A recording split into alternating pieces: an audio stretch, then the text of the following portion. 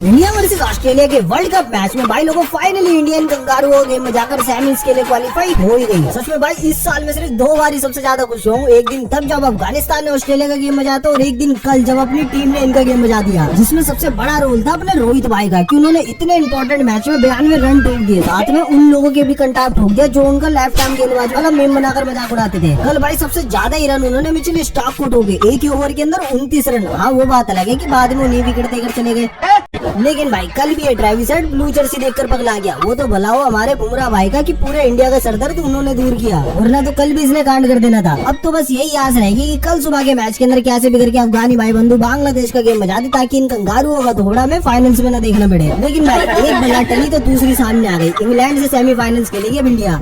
एक और आदमी लोग वैसी फॉर्म के अंदर है। एक तरफ जॉर्ज बटलर अगर 5 छक्के मार रहे एक ओवर में, तो दूसरी तरफ ये जॉर्डन 4 विकेट ले जा रहे एक ओवर में। यूएसए के खिलाफ भी बंदा हैट्रिक ले गया।